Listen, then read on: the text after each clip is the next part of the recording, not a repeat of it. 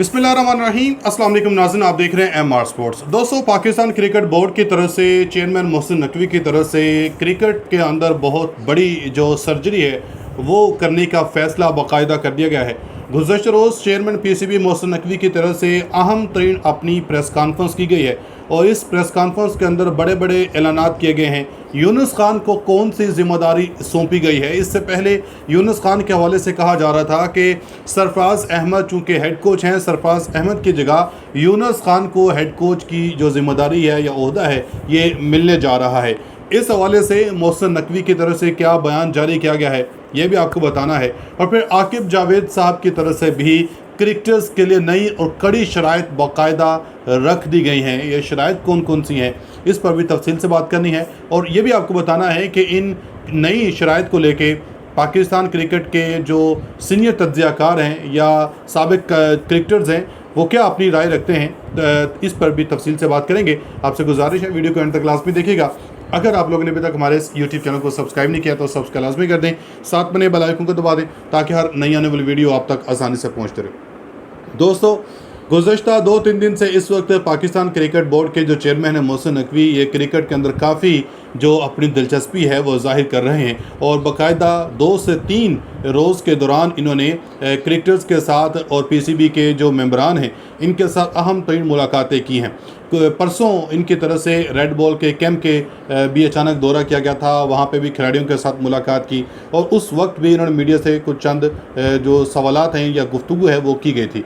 मगर गुज़श्ता रोज़ इनकी तरफ से एक बड़ी ही अहम तरीन प्रेस कॉन्फ्रेंस लाहौर के PC होटल के अंदर की गई है जिसमें इनकी तरफ से पाकिस्तान के इस क्रिकेट के फ्यूचर को लेके या जो क्रिकेट के टीम की सिलेक्शन है इनको लेके बड़े ही अहम तरीन जो ऐलानात हैं वो किए गए हैं। ये क्या ऐलानात हैं मोहसिन नकवी की तरफ से, कौन कौन सी अब जो नई पॉलिसीज़ हैं क्रिकेट के मुस्तकबिल के वजह से बनाई जा रही हैं, इस पर जो है सीनियर तज्ज़ियाकार क्या अपनी राय रखते हैं, इस पर भी आगे चल कर बात करेंगे। मगर अभी मोहसिन नकवी की तरफ से दोस्तों जो गुज़श्ता रोज़ प्रेस कॉन्फ्रेंस की गई है, इस प्रेस कॉन्फ्रेंस में इनकी तरफ से कहा गया है कि आलमी क्रिकेट में तेज़ी से आई हुई तब्दीलियों के बायस टेस्ट और T20 क्रिकेट खेलने वाले खिलाड़ियों को एक ही पैमाने पर नहीं जांचा जा सकता। प्रेस कॉन्फ्रेंस से कबल इन्होंने साबिक क्रिकेटर यूनुस खान और दीगर तज्ज़ियाकार खिलाड़ियों से मुलाकातें की ताकि डोमेस्टिक और बैनुल-अक़वामी क्रिकेट को बेहतर बनाया जा सके। दोस्तों, मोहसिन नकवी की तरफ से ये वाज़ेह कर दिया गया कि जो यूनुस खान के हवाले से खबरें चल रही थी कि यूनुस खान को जो है सरफराज अहमद की जगह हेड कोच बनाया जा रहा, तो इसकी बाकायदा मोहसिन नकवी की तरफ से जो है तरदीद है वो की गई है। साबिक कप्तान यूनुस खान को पाकिस्तान क्रिकेट बोर्ड में एक अहम मुशावरती किरदार यानी कि एडवाइजरी रोल देने के लिए बातचीत बाकायदा जारी है। PCB के चेयरमैन मोहसिन नकवी ने हालिया प्रेस कॉन्फ्रेंस में तस्दीक की है कि बोर्ड क्रिकेट के फैसले करने के लिए माहिरीन पर मुश्तमिल पैनल को 3 से बढ़ाकर 6 या 7 पर तक वुसअत देने के ऊपर गौर कर रहा है। बोर्ड इस मुशावरती ग्रुप में शामिल करने के लिए यूनुस खान और मोहम्मद हफीज़ जैसे साबिक खिलाड़ियों से भी बातचीत कर रहा है और इनकी तरफ से ये भी कहा गया कि मीडिया में खबरें गर्म थी कि यूनुस खान को सरफराज अहमद की जगह टेस्ट टीम का हेड कोच बनाया जा रहा है। ताहम चेयरमैन PCB ने वाज़ेह किया कि मीडिया में ऐसी खबरें बाकायदा फैसले से कबल चलाई गई और फ़िलहाल हेड कोच के ओहदे पर यूनुस खान की तकर्री का कोई हतमी एजेंडा सामने नहीं आया है। रिपोर्ट्स के मुताबिक यूनुस खान माजी में चीफ सेलेक्टर्स या दीगर अहम ओहदों की पेशकश इसलिए ठुकरा चुके हैं क्योंकि वो किसी भी बैरूनी असर रसूख या सिफारशी कल्चर को जो है किसी सूरत भी मानने को या इसके ऊपर फैसला करने को तैयार नहीं थे। अब दोस्तों, PCB का जो मौजूदा लाहेअमल है ये एक इंतज़ामी अमूर चेयरमैन जो है वो खुद देखेंगे, जबकि क्रिकेट से जुड़े तमाम तकनीकी फ़ैसले और कप्तानी या कोचिंग के मामला इन क्रिकेट माहिरीन के पैनल के सुपुर्द किए जाएंगे कि जो क्रिकेट के माहिरीन हैं, जो साबिक जो क्रिकेटर्स हैं या कप्तान हैं, इनको जो जिम्मेदारियाँ सौंपी जाएंगी वही इनके मुतालिक फ़ैसले करेंगे। मगर जो इंतज़ामी अमूर हैं वो चेयरमैन जो PCB हैं ये ख़ुद संभालेंगे।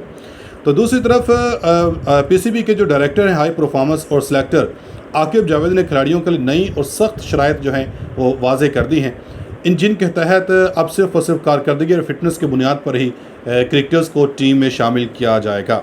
लाहौर में चेयरमैन मोहसिन नकवी के हमरा प्रेस कॉन्फ्रेंस और सेंट्रल कॉन्ट्रैक्ट की खसूसी वर्कशॉप के दौरान आकिब जावेद की जानब से आयद की जाने वाली कड़ी शराइत और पॉलिसीज़ जो हैं वो बयान की गई हैं। आकिब जावेद ने वाज़ेह किया कि अब इंसानी गलती या पसंद नापसंद का निज़ाम ख़त्म कर दिया गया है।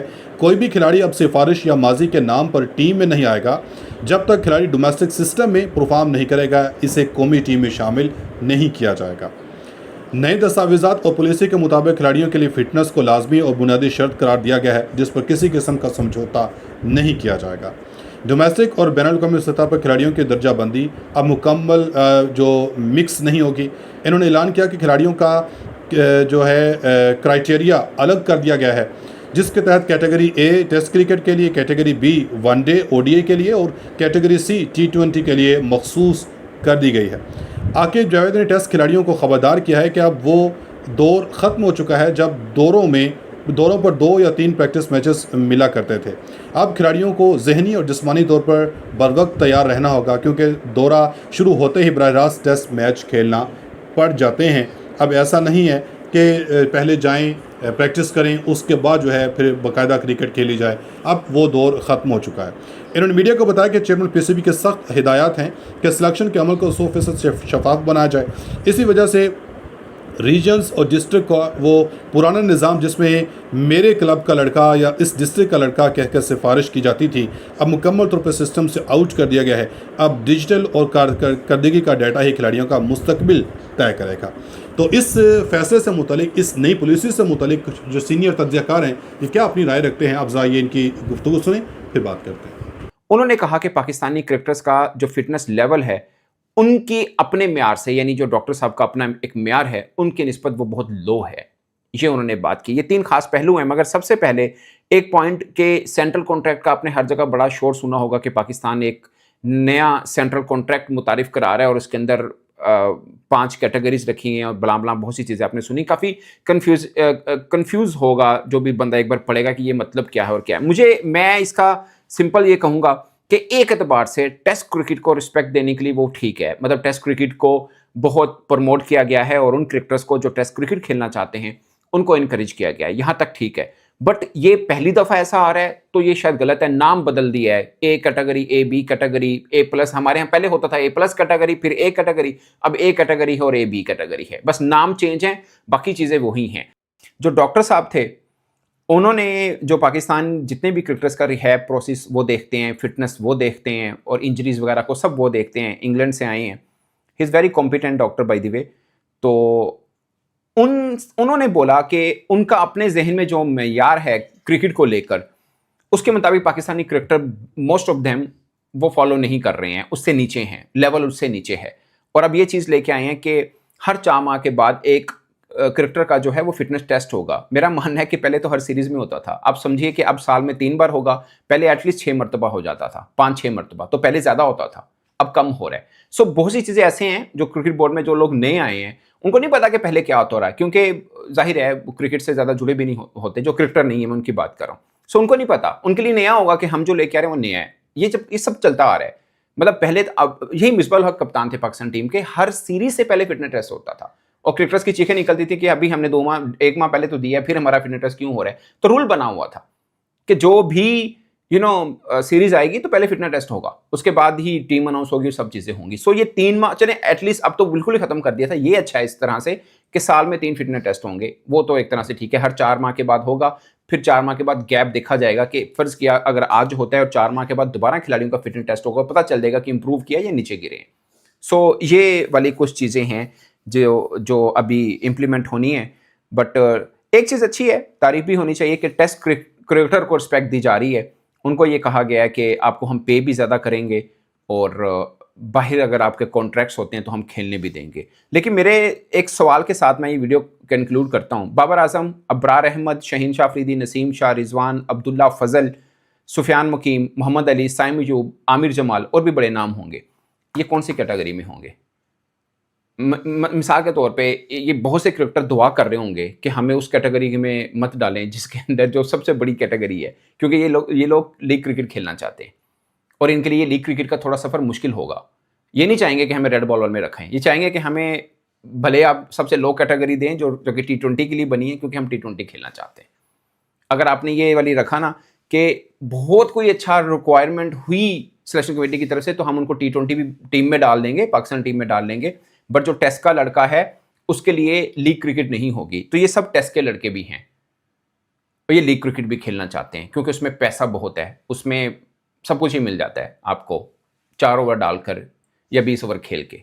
सो ये एक सवाल है जिसका जवाब क्रिकेट बोर्ड को जब खुद ढूंढना पड़ेगा और शायद खुद उनको जल्दी रियलाइज भी हो जाए। ये एक पॉइंट है जो कि प्लस भी है और इसके ऊपर एक बहुत बड़ा क्वेश्चन मार्क भी है।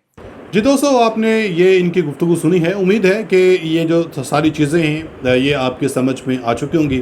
फिर भी अगर किसी भी किस्म की आपकी कोई राय है, अपनी राय का कमेंट में इजहार ज़रूर कीजिएगा और हमें दीजिए इजाज़त। फिर मिलेंगे अगली वीडियो में, तब तक के लिए अल्लाह हाफ़िज़।